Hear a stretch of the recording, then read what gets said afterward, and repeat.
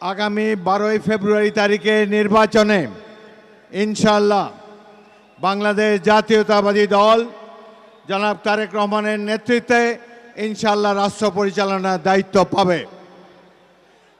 একটি রাজনৈতিক দল যারা অতীতে আমাদের মিত্র ছিল, তারা বিএনপির বিরুদ্ধে নানা ধরনের মিথ্যা অভিযোগ দিচ্ছে, বিএনপির জনপ্রিয়তাকে হ্রাস করার জন্য পরিকল্পিতভাবে মিথ্যার মেশাদি গড়ে চলছে।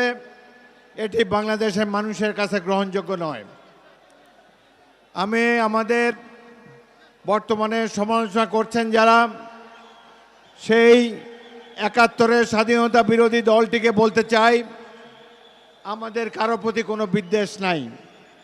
আপনাদের অনেকেরই জন্ম স্বাধীনতার পরে, কিন্তু যদি মুক্তিযুদ্ধ সম্পর্কে কোনো বক্তব্য আপনারা রাখেন, তার আগে আমরা মুক্তিযোদ্ধারা মনে করি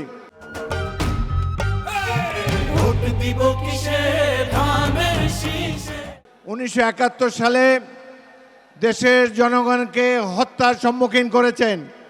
বিশ্ববিদ্যালয় শিক্ষকদেরকে 14 ডিসেম্বর তারিখে হত্যা করেছেন।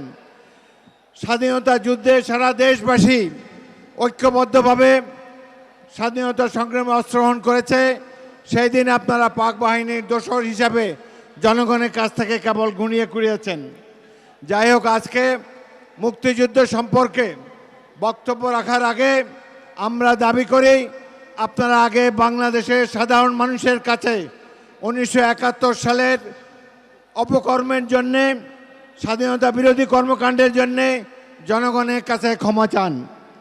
জনগণ আপনাদেরকে, উদার জনগণ ক্ষমা করলে করে দিতেও পারে। মিথ্যা প্রচারণা বিএনপির বিরুদ্ধে করবেন না।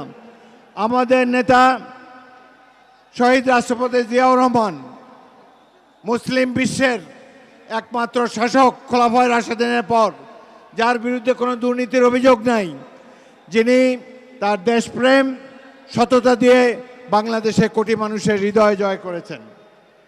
আরেকটি কথা বলতে চাই, আমি দ্বীপ জেলা ভোলার প্রতিনিধি, বাংলাদেশের সবচাইতে সমৃদ্ধ জেলা ভোলা। আমরা 5 ট্রিলিয়ন সিএফটির বেশি গ্যাসের রিজার্ভ রয়েছে। ভোলাকে এই গ্যাস ব্যবহার করে আমরা আরও সমৃদ্ধ করতে চাই। বাংলাদেশের জনগণের কল্যাণে আমরা গ্যাস উপহার দিয়ে ভোলাকে বাইরের দুনিয়ার সাথে, মূল ভূখণ্ডের সাথে একটি সেতুর মাধ্যমে যোগাযোগ করা প্রয়োজন বলে আমরা মনে করি।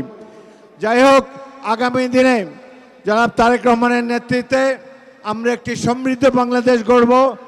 যেই স্বপ্ন ধারণ করে আমরা মুক্তিযুদ্ধ করেছি, যেই স্বপ্ন ধারণ করে শহীদ রাষ্ট্রপতি জিয়াউর রহমান স্বাধীনতার ঘোষণা দিয়েছেন, আমরা সবাই মিলে বিএনপি এই স্বপ্নকে বাস্তবায়ন করতে চাই।